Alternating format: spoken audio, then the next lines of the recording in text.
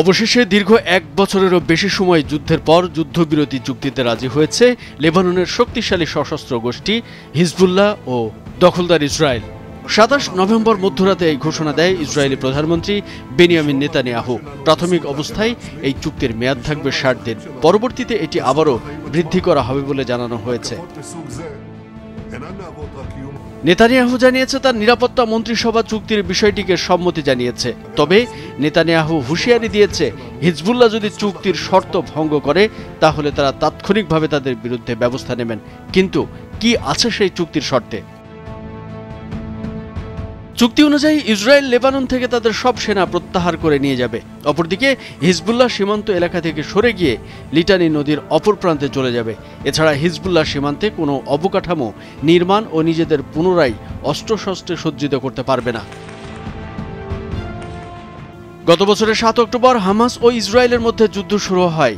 হামাসকে সহায়তায় এর পরের দিন ৮ অক্টোবর থেকে দখলদার ইসরায়েলের অবৈধ বসতি লক্ষ্য করে রকেট ছোড়া শুরু করে হিজবুল্লাহ। এর জবাবে ইসরায়েলও লেবাননে হামলা শুরু করে। তবে হিজবুল্লাহর যোদ্ধাদের সীমান্ত এলাকা থেকে পুরোপুরি সরিয়ে দিতে চলতি বছরের ২৬ সেপ্টেম্বর লেবাননে স্থল হামলা শুরু করে ইসরায়েলি বাহিনী। ইসরায়েল যে লক্ষ্য করে স্থল হামলা শুরু করেছিল তারা সেটি পুরোপুরি অর্জন করতে পারেনি। উল্টো সেখানে ব্যাপক ক্ষয়ক্ষতির শিকার হয়েছে। তবে আকাশ শক্তি ব্যবহার করে লেবাননের রাজধানী বৈরুতে ব্যাপক ধ্বংসযজ্ঞ চালিয়েছে ইসরায়েল। তাদের হামলায় দেশটির ৩,০০০-এরও বেশি মানুষ মৃত্যু হয়েছে। এর আগে সংবাদ মাধ্যম বিবিসির এক বিশ্লেষণে বলা হয়েছিল, সর্বাত্মক যুদ্ধের দ্বারপ্রান্তে মধ্যপ্রাচ্য।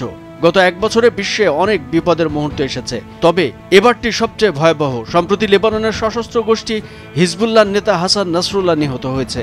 এরপর লেবাননে স্থল হামলা শুরু করে ইসরায়েল। অন্যদিকে ইরান প্রায় ২০০ ক্ষেপণাস্ত্র হামলা করেছে ইসরায়েলে। তেহরানে পাল্টা হামলা চালানোর ঘোষণা দিয়েছে তেল আবিব। হিজবুল্লাহ প্রধান হাসান নাসরুল্লাহকে হত্যায় লেবাননের বৈরুতে গত ২৭ সেপ্টেম্বর সন্ধ্যায় ইসরায়েল বোমা হামলা চালায়। এই হামলা হয় মাটির নিচে থাকা হিজবুল্লাহর ব্যাংকার লক্ষ্য করে। এই হামলায় নিহত হন হিজবুল্লাহ নেতা হাসান নাসরুল্লাহ। ইসরায়েলের ১ সপ্তাহ ধরে চালানো হামলায় ৫০০ জনেরও বেশি মানুষ নিহত হওয়ার পর নাসরুল্লাহর মৃত্যুর খবর আসে।